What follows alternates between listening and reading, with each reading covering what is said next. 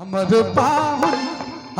पाहुन कठ जामुन लगोले हमर पाहुन कठ जामुन लगोले हमर पाहुन कठ जामुन लगोले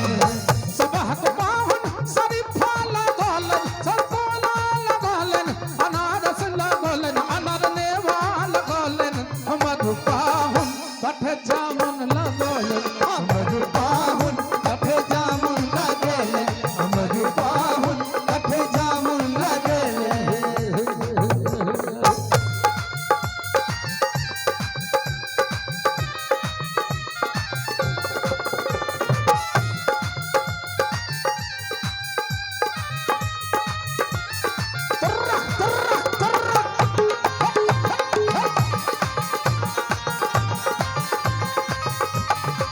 सबहक पाहुन दिल्ली घुमौलन कलकत्ता घुमौलन मुंबई घुमौलन पटना घुमौलन दरभंगा घुमौलन सहरसा घुमौलन मधुबनी घुमौलन रसियारी घुमौलन हमर पाहुन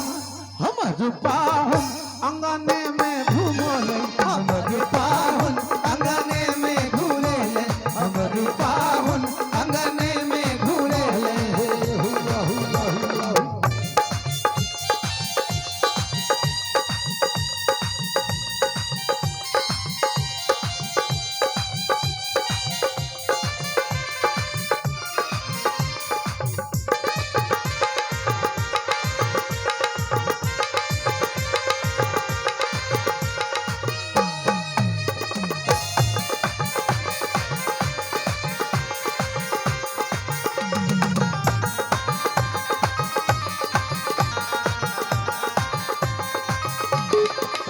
सबहक पाहुन प्लेन में उड़ौलन ट्रेन में घुमौलन बस पर घुमौलन ट्रक पर घुमौलन स्कॉर्पियो पर चढ़ौलन बोलेरो पर घुमौलन फॉर्च्यूनर पर घुमौलन सफारी पर घुमौलन इनोवा पर घुमौलन मारुति पर घुमौलन बुलेट पर घुमौलन हीरो होंडा पर घुमौलन स्कूटी पर चढ़ौलन बैलगाड़ी पर घुमौलन कटही गाड़ी पर घुमौलन हमर पाहुन आई ढालेलवा के कुछो नहीं फूले हमर पाहुन बकरी पर घुमौलन हमर पाहुन बकरी पर घुमौलन हमर पाहुन कठ जामुन लगोलन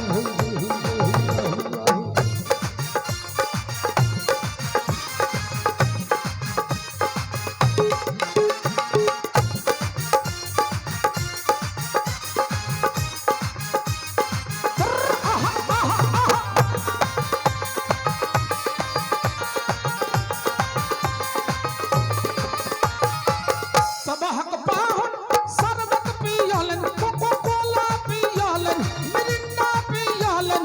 माजा पियौलन स्प्राइटो पियौलन लिम्का पियौलन मैंगो फ्रूटी पियौलन व्हाइट लेबल पियौलन ग्रीन लेबल पियौलन स्कॉचो पियौलन जॉनी वाकर पियौलन तारकुलार स्टो पियौलन 10 मुलार स्टो पियौलन अशोकार स्टो पियौलन परसौत के दवाइयो पियौलन मुदा जोरे बकलेल हा एकरा किछो नहीं फुरले